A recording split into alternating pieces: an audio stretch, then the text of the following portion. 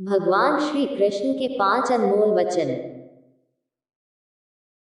दोस्तों, आज मैं आपको भगवान श्री कृष्ण के अनमोल वचनों के बारे में बताने जा रहा हूँ। यदि आप इन अनमोल वचनों को अपनी जिंदगी में उतारे तो आपकी सोच बदल सकती है और अपनी जिंदगी को बेहतर बना सकते हैं।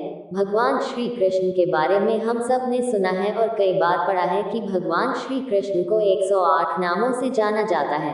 भगवान श्री कृष्ण अलग अलग स्थानों में अलग अलग नामों से जाने जाते हैं।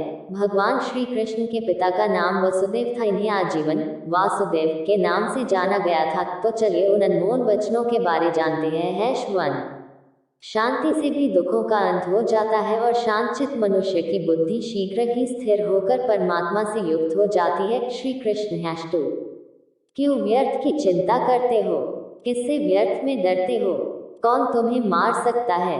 आत्मा न पैदा होती है न मरती है। श्री कृष्ण। तीन, हर काम का फल मिलता है।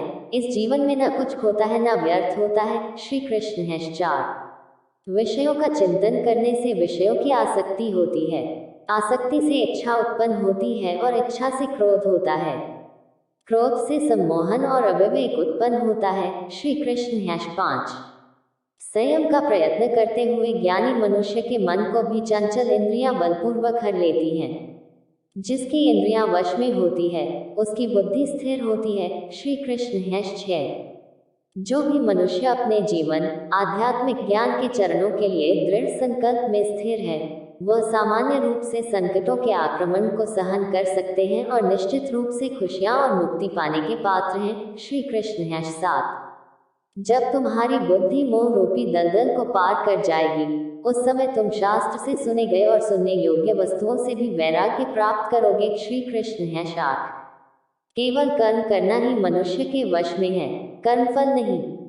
इसलिए तुम कर्मफल की आसक्ति में न फंसो तथा कर्म का त्याग भी ना करो। श्री कृष्ण।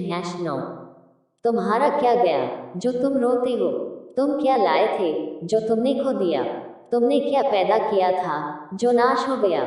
न तुम कुछ लेकर आए, जो लिया यहीं से लिया, जो दिया यहीं पर दिया, जो लिया इसी ईश्वर से लिया, जो दिया इसी को दिया। श्री कृष्ण।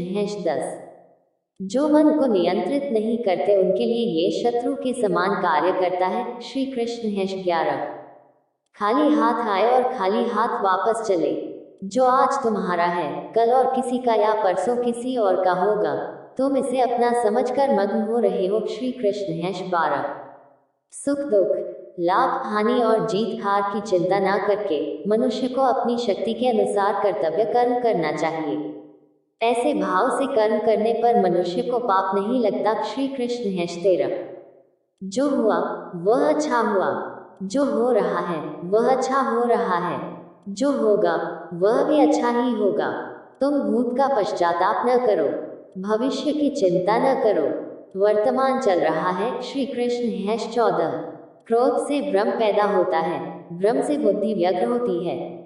जब बुद्धि व्यग्र होती है तब तर्क नष्ट हो जाता है, जब तर्क नष्ट होता है तब व्यक्ति का पतन हो जाता है। श्री कृष्ण। 15, सम्मानित व्यक्ति के लिए अपमान मृत्यु से भी बढ़कर है। श्री कृष्ण। 16, सभी प्राणी जन्म से पहले अप्रकट थे और मृत्यु के बाद फिर अप्रकट हो जाएंगे, लेकिन जन्म और मृत्यु के बीच प्रकट दिखते हैं। फिर इसमें सोचने की क्या बात है? श्री कृष्ण। 17, परिवर्तन संसार का नियम है। जिसे तुम मृत्यु समझते हो वही तो जीवन है। एक क्षण में तुम करोड़ों के स्वामी बन जाते हो, दूसरे चरण में तुम दरिद्र हो जाते हो।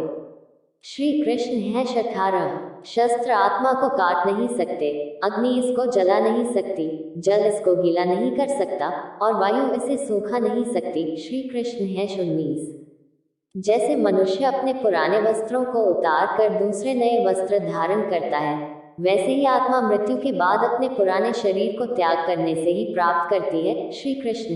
20, आत्मा न कभी जन्म लेती है और न मरती है, शरीर का नाश होने पर भी नष्ट नहीं होता। श्री कृष्ण। 21, आत्मा अमर है।